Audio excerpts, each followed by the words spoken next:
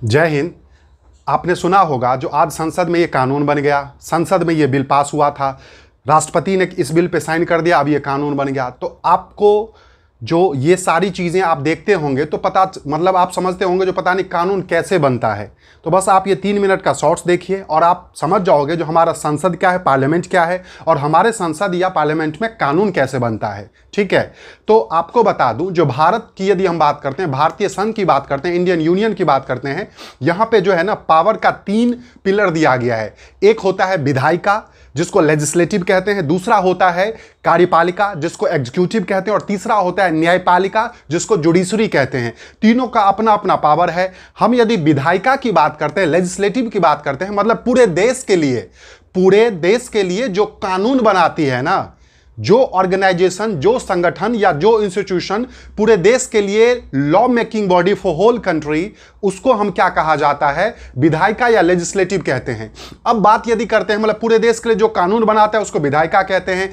हमारे देश में जो विधायिका का, लेजिस्लेटिव का जो हेड है दैट इज संसद, पार्लियामेंट। मतलब पूरे देश के लिए जो कानून बनाता है हमारे यहां पे वो संसद है। अब आपको बता दूं संसद की यदि हम मतलब कंपोजिशन की बात करें, मतलब संसद किन किन चीजों से मिलकर बना है, तो आपको बता दूं ये बहुत बार क्वेश्चन आ चुका है। लोकसभा, राज्यसभा और राष्ट्रपति, इन 3 चीजों से मिलकर हमारा पार्लियामेंट जो है या संसद बना हुआ है। बट वही संसद के पार्ट की बात करते हैं, जो हमारे पार्लियामेंट के कितने पार्ट है, हाउ मेनी पार्ट जो हैं वो पार्लियामेंट के हैं, तो वो है मात्र 2। बोले तो राज्यसभा और लोकसभा। तो क्या समझा, पार्ट कितने हैं, 2। बट किन किन चीजों से मिलकर बना है, तो लोकसभा, राज्यसभा और राष्ट्रपति। अब बात करते हैं जो हमारे संसद में कानून कैसे बनता है। तो एक्चुअली जब कोई कानून का जो स्टार्टिंग पीरियड होता है ना, उसको बिल कहते हैं, बिल या हिंदी में विधेयक।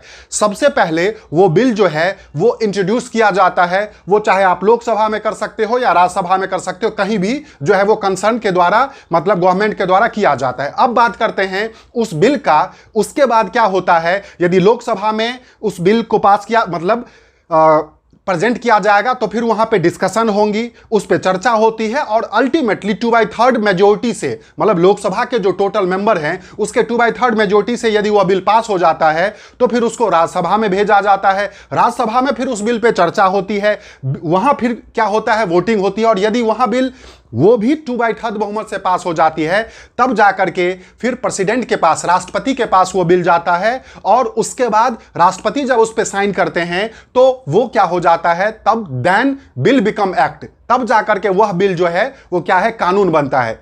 तो कानून बनने का जो हमारे यहां ये प्रोसेस है, मतलब कोई भी बिल पहले लोकसभा में जाएगा, फिर